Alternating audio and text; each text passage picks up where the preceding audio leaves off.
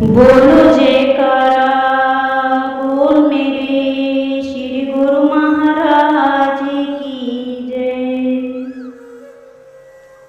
संसार में आम जीवों की दशा देखी जाए तो प्रायः प्रत्येक मनुष्य किसी न किसी दुख संकट से ग्रस्त है। कोई बिरला ही मिलेगा जो यह कहे कि मुझे कोई दुख नहीं है और मैं हर तरह से सुख से भरपूर हूँ। कारण क्या? कारण यह है कि इस संसार में जो माया की रचना है उसमें रच पच कर और उन पदार्थों का उपभोग करके मनुष्य चाहता है कि मैं सुखी हो जाऊं, परंतु प्राकृतिक नियम के अनुसार न उन पदार्थों में विधाता ने सुख रखा है और ना ही उनकी प्राप्ति करने से किसी को सुख मिल सकता है। यदि मनुष्य दुखों से छूटना और सच्चे सुख की प्राप्ति करना चाहे तो महापुरुषों ने जो उपदेश फरमाया है और अपने अनुभव से अपनी जिस कमाई से सच्चे सुख को प्राप्त किया है और दुखों से निवृत्ति प्राप्त की है, उनके वचनों के अनुसार आचरण में कमाई करे तो सुख की प्राप्ति कर सकता है, अन्यथा अपने मन के विचारों से कई जन्मों तक भी सच्चे सुख की प्राप्ति नहीं कर सकता। जो व्यक्ति इस पारमार्थिक नुक्ते को समझकर संत महापुरुषों के उपदेश के अनुसार चलेगा तो जो मार्ग कई जन्मों में भी तय नहीं हो सकता वह शीघ्र ही तय हो जाएगा। अब प्रश्न उत्पन्न होता है कि दुख कैसे समाप्त हो सकते हैं और सुख कैसे मिल सकता है। तो इसका उत्तर सत्पुरुष इस प्रकार देते हैं, संत जना मिल हरि जसु गाइयो, कोटि जन्म के दुख गवाइयो। सत्पुरुष फरमाते हैं कि ए जिज्ञासु, यदि सच्चे सुख की प्राप्ति करना चाहता है तो यह काम कर कि संत जनों से मिलकर प्रभु के गुणों का गायन कर, अर्थात उनसे सच्चे नाम की दीक्षा लेकर उस नाम की कमाई कर। इसी का नाम हरि का यश गायन करना है। इससे क्या होगा? यह कि तुझे जो करोड़ों जन्मों के दुख लगे हुए हैं या आने वाले हैं, उन सब से छुटकारा मिल जाएगा। यदि तूने इस समय में सच्चे नाम की प्राप्ति ना की और संतों सत्पुरुषों से मिलकर सच्चे नाम की कमाई ना की तो यह जन्म भी दुख में व्यतीत होगा और हीरे जैसा बहुमूल्य जन्म व्यर्थ में बर्बाद चला जाएगा और आगे के लिए 84 लाख योनियों का चक्कर भी काटना पड़ेगा। यह कितना बड़ा भारी दुख है जो आने के लिए जीव के सिर पर तैयार खड़ा है। इसलिए इस महान दुख से मुक्ति प्राप्त करने के लिए संतों सत्पुरुषों की संगति करना अति आवश्यक है। यदि सौभाग्य से संत सत्पुरुषों की संगति मिल गई, उनसे नाम की दात भी मिल गई और जीव सच्ची श्रद्धा से उस नाम भक्ति की कमाई में लग गया तो जो चाहत सोई मन पाइयो, अर्थात जीव के हृदय में जो अभिलाषा हर समय बनी रहती है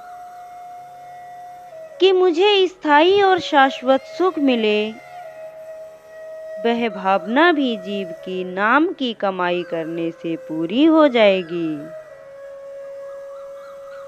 जो चाहत सोई मन पाइयो का अर्थ है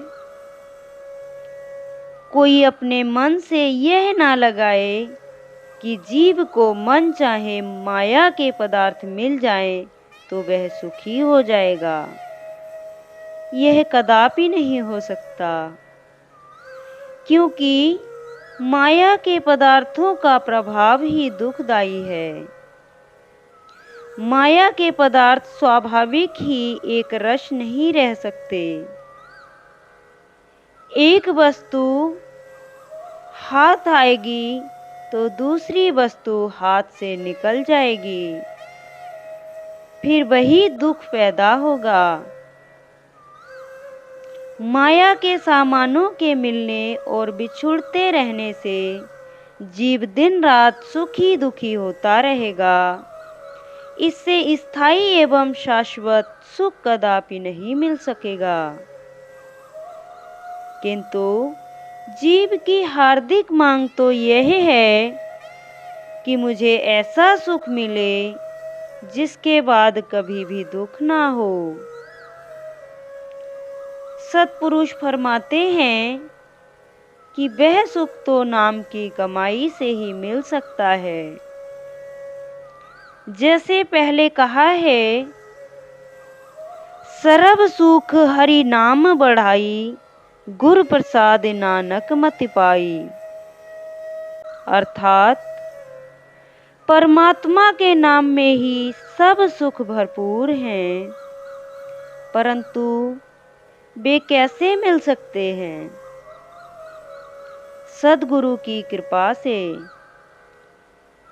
उनकी आज्ञा और मौज में रहकर सच्चे नाम की कमाई करने से ही सब सुख प्राप्त होते हैं। आप लोग अपने दिल में अनुभव कर सकते हैं कि संत सत्पुरुषों ने जो ये उपदेश फरमाया है कि मानुष जन्म बड़ा ही दुर्लभ है, इसी जन्म में भक्ति और नाम की कमाई कर लेनी चाहिए। किसी और योनि में नाम एवं भक्ति की कमाई कदापि नहीं हो सकती। यह उपदेश कितना सच्चा और लाभदायक है। अब विचार करो कि प्रथम तो मानुष जन्म का मिलना दुर्लभ, फिर पूर्ण संत सत्पुरुषों की शरण संगत का मिलना महाकठिन, फिर उन महापुरुषों से प्रभु के सच्चे नाम की प्राप्ति करना अति कठिन। अब जिस भाग्यशाली को ये तीनों दुर्लभ वस्तुएं प्राप्त हो गई हो, वह भाग्यशाली मनुष्य इन तीनों वस्तुओं के मिल जाने पर अपने उद्धार के लिए जिस कदर भी हो सके पुरुषार्थ और यत्न करे। अब उसे अधिक अक्ली घोड़े दौड़ाने की आवश्यकता नहीं है कि मैं किस प्रकार से छूट सकूंगा। अब तो उसे केवल नाम और भक्ति की कमाई करने की आवश्यकता है। गुरुमुखों का यह अतीब सौभाग्य है कि उन्हें सत्पुरुषों की शरण संगत प्राप्त है और सत्पुरुषों से सच्चे नाम की दात मिली हुई है। सत्संग जैसी अनमोल वस्तु उन्हें सहज ही मिलती रहती है।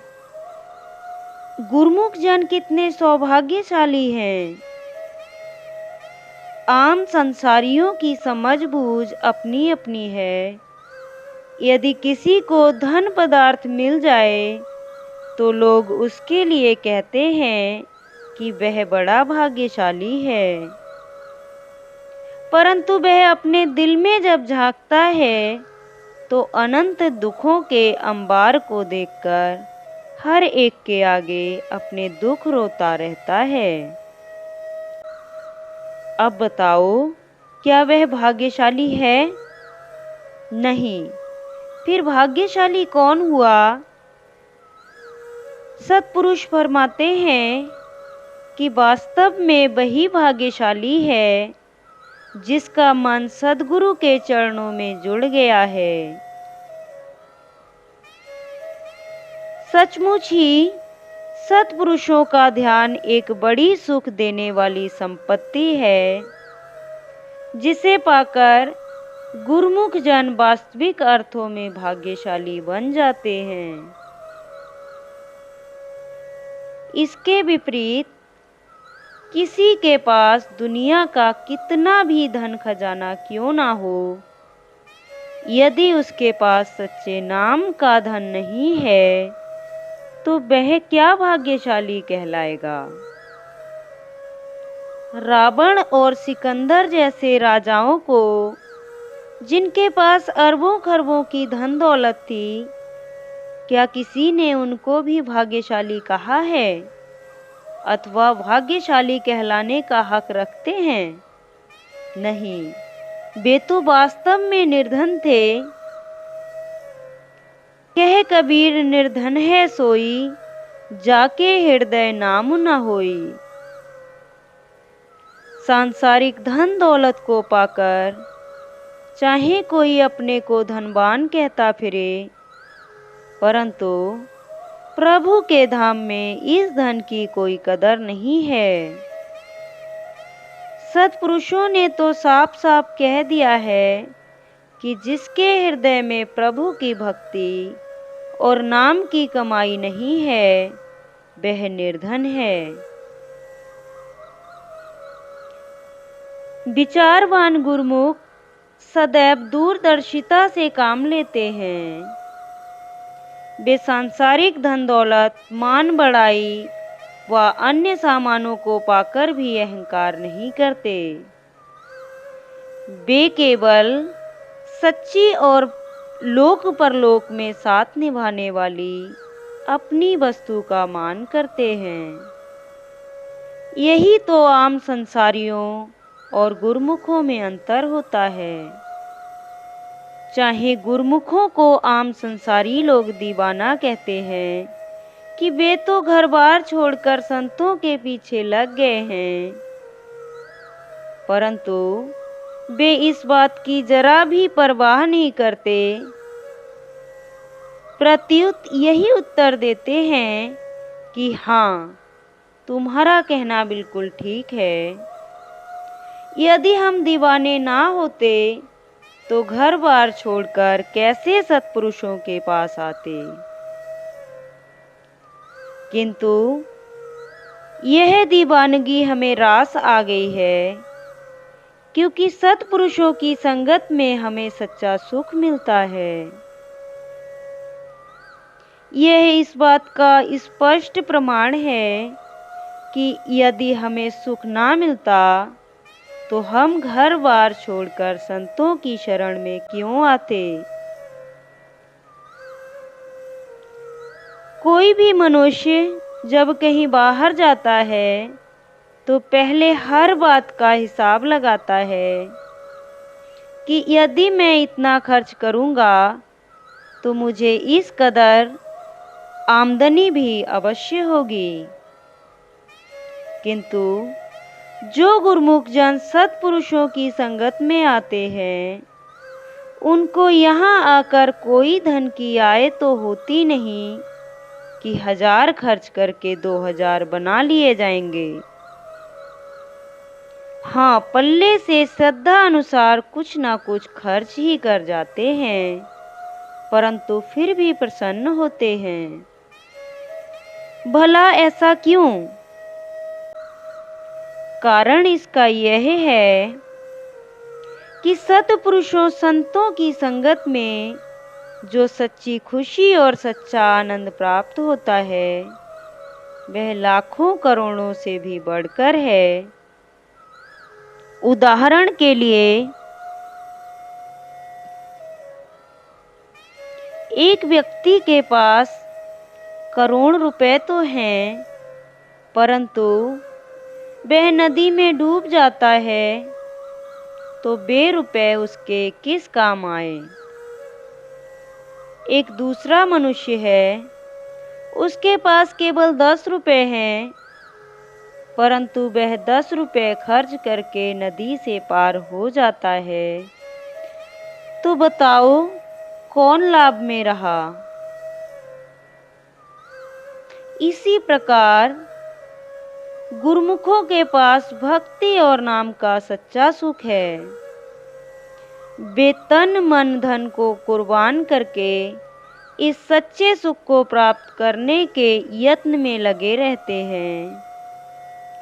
इसके विपरीत आम संसारियों के पास सांसारिक धन तो है, परंतु उसके साथ साथ हजारों चिंताएं और दुख भी लगे रहते हैं।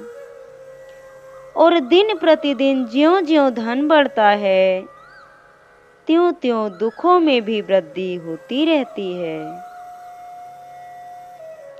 किंतु विचारवान सत्संगी पुरुष तन मन धन को परमार्थ पर निछावर करके नाम एवं भक्ति की कमाई कर लेते हैं, क्योंकि उन्हें सत्पुरुषों की संगत से यह समझ आ गई है कि नाम के बिना सुख कहीं नहीं है। एक बात और विचारणीय है कि यदि जीव ने मनुष्य जन्म में सच्चे सुख को प्राप्त ना किया तो फिर और किस योनि में प्राप्त करेगा। इसी सुख के लिए ही तो मनुष्य देश विदेश फिरता है, ना जाने कहाँ कहाँ चक्कर काटता रहता है और क्या क्या काम करता है, परंतु जब तक मनमति अनुसार सब कार्यवाही करता है तब तक सुख का मुख नहीं देख पाता। यदि संत सत्पुरुषों के उपदेश के अनुसार नाम एवं भक्ति की कमाई करे तो निश्चित रूप से ही सुखी हो जाएगा। इसलिए गुरुमुख जन भाग्यशाली हैं जो सत्पुरुषों के उपदेश के अनुसार नाम और भक्ति की कमाई कर रहे हैं। वे अपने दिल में स्वयं ही विचार करके देख सकते हैं कि आम संसारियों की तुलना में उन्हें किस कदर शांति और सुख प्राप्त है। उनके दिल में हर समय सुख, आनंद और खुशी की लहरें उठती रहती हैं। इसलिए कहा गया है कि नाम और भक्ति में ही सच्चा सुख है। इसी प्रकार संसार के कारोबार करते हुए नाम एवं भक्ति की कमाई भी साथ साथ करते रहो। अपने जीवन को संत सत्पुरुषों के उपदेश के सांचे में ढालकर यहाँ भी जीवन सुख आनंद से व्यतीत करो और अपना मानुष जन्म भी सफल कर लो।